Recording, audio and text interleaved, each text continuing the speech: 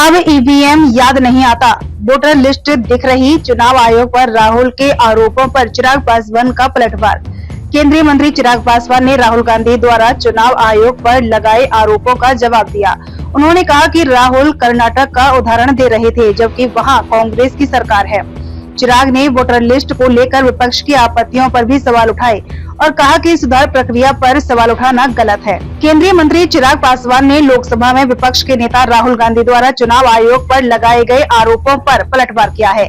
चिराग पासवान ने कहा कि आज राहुल गांधी ने प्रेस कॉन्फ्रेंस की और वे कर्नाटक का उदाहरण दे रहे थे, तो कर्नाटक में किसकी सरकार है?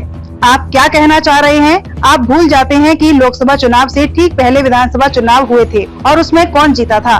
चिराग ने आगे कहा कि आप बार बार मांग कर रहे हैं कि वोटर लिस्ट ठीक की जाए।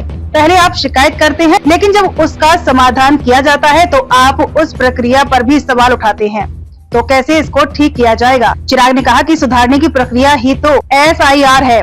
उन्होंने उदाहरण देते हुए कहा कि झारखंड चुनाव ये जीत गए तो वहाँ सब ठीक है, लेकिन महाराष्ट्र में धांधली का आरोप लगाते हैं। चिराग ने इस दौरान तेजस्वी के 2 वोटर कार्ड का भी जिक्र किया।